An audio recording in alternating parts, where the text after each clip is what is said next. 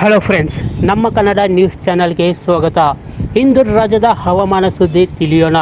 ಯಾವ ಯಾವ ಜಿಲ್ಲೆಗಳಲ್ಲಿ ಮಳೆಯಾಗುವ ಸಾಧ್ಯತೆ ಇದೆ ಎಂಬ ಮಾಹಿತಿಯನ್ನು ಈ ವಿಡಿಯೋದಲ್ಲಿ ನೋಡೋಣ. ರಾಜ್ಯದಲ್ಲಿ ತೀವ್ರ ಬೇಸಿಗೆ ನಡುವೆಯೂ ಹಲವು ಜಿಲ್ಲೆಗಳಲ್ಲಿ ಮಳೆಯಾಗಿದೆ. ಶಿವಮೊಗ್ಗ, ಮಡಿಕೇರಿ, ಚಿಕ್ಕಮಗಳೂರು, ವಿಜಯಪುರ ಸೇರಿದಂತೆ ಕಲಬುರಗಿ ಜಿಲ್ಲೆಯ ಕೆಲವು ಭಾಗಗಳಲ್ಲಿ ಮಳೆಯಾಗಿದೆ. ಕರ್ನಾಟಕದ 25 ಜಿಲ್ಲೆಗಳಲ್ಲಿ ಏಪ್ರಿಲ್ 18ರವರೆಗೆ ಮಳೆಯಾಗುವ ನಿರೀಕ್ಷೆ ಇದೆ ಎಂದು ಹವಾಮಾನ ಇಲಾಖೆ ತಿಳಿಸಿದೆ.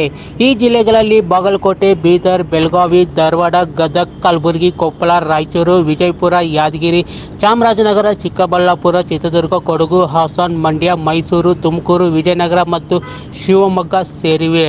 ಮುಂದಿನ 48 ಗಂಟೆಗಳಲ್ಲಿ ರಾಜಧಾನಿ ಬೆಂಗಳೂರು ಸೇರಿದಂತೆ ಸುತ್ತಮುತ್ತಲ ಜಿಲ್ಲೆಗಳಲ್ಲಿ ಮೋಡ ಕವಿದ ವಾತಾವರಣ ಕಂಡುಬಂದಿದ್ದು, ಇಂದು ಮತ್ತೆ ನಾಳೆ ಚದುರಿದಂತೆ ಅಲ್ಲಲ್ಲಿ ಮಳೆಯಾಗುವ ಸೂಚನೆಗಳಿವೆ.